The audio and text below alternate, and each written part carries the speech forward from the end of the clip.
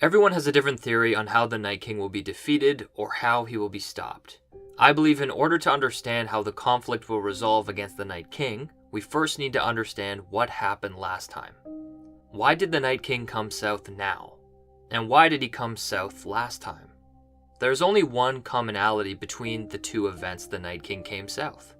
There were no dragons, and there was no three-eyed raven, but there was a hero to stop him. We know that the Night King came south one time before, and that was the War for the Dawn.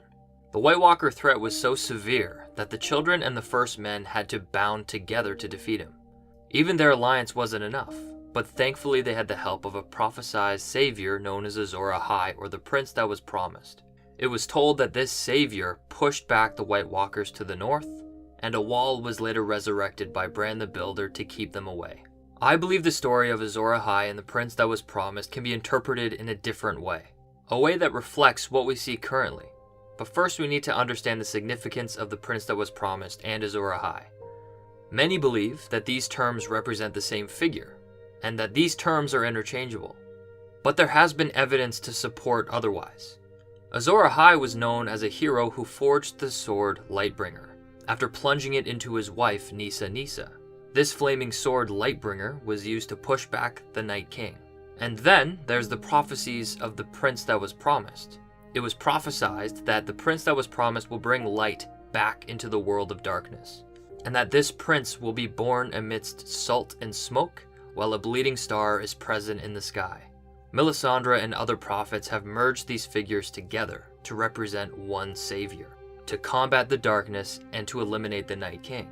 I believe that this is false. The War for the Dawn happened so long ago it has become a fairy tale. It has become a story of human triumph, and it's been integrated in religion.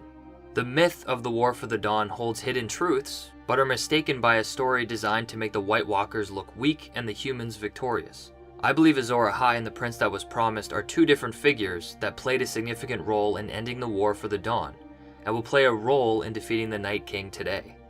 This is what I think happened. In the ancient books it's written that a warrior will draw a burning sword from the fire.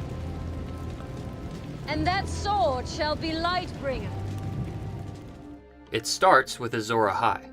This person was known to have tried to craft the ultimate weapon to defeat the Night King. He tempered his sword in water, then a lion, then finally his wife Nissa Nissa. From her breast he pulled a flaming sword called Lightbringer. I don't think Lightbringer is a sword. I think Lightbringer is a child. Another name for Lightbringer would be the prince that was promised. The prince was born amongst the salt of his mother's tears and the smoke of the blade cooling. The prince that was promised is special. He is something the Night King wants. That is why he comes south, for the prince that was promised to him. The children and the first men didn't stand a chance against the Night King, so they had an offering. They offered him the prince that was promised, and that prince was the Lightbringer who eliminated the darkness and brought light back onto the world. This war of 5 kings means nothing. The true war lies to the north, my king. Death marches on the wall. Only you can stop him. We have seen history repeat itself, and it starts off with Rhaegar Targaryen. He believed he was the prince who was promised. Then he spent the rest of his legacy trying to make this savior Azor Ahai. Little did he know that he is Azor Ahai. To put it bluntly, he took his sword and he tempered it into Elia Martell, with the belief that he made the prince who was promised. But he didn't. Then he found another suitor, one that cooled his Targaryen flame with ice. Rhaegar fell in love with Lyanna Stark, and together they produced the Lightbringer. Rhaegar Targaryen is Azor Ahai, and Lyanna Stark is Nissa Nissa, and they gave birth to the prince that was promised. Jon Snow was born amongst salt and smoke, with the bleeding star rested over his mother's bedside. He would then grow as a wolf with the blood of a dragon. He would then live and die at his post, and now he will bring peace between ice and fire. Everything comes back to Jon. All of Bran's visions take him to the core of who Jon is, and what he is the product of. Melisandre sees Jon as the one to defeat the Long Night and lead everyone to a new dawn. And that's because Jon is Lightbringer and the prince who was promised. He is the only weapon to defeat the Night King, or sacrifice himself for peace. I have seen myself walk along the battlements of Winterfell. I have seen the flayed man banners lowered to the ground. But sometimes sacrifices must be made to ensure victory.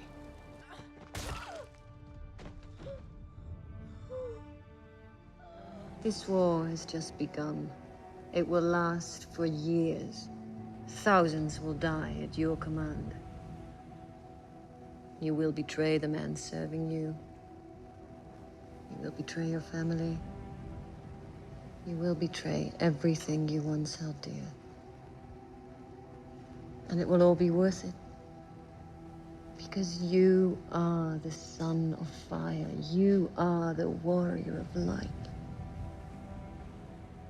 You will sweep aside this pretender and that one. You will be king. And that is what defines Jon's character. He brought peace to the wildlings in the Night's Watch. He's bringing peace between a foreign invader and the North. And now he will bring peace between the living and the dead. He is both alive and dead, Stark and Targaryen, ice and fire. We will see Jon take his mantle as the prince that was promised. And he has to, because the Night King is coming for him.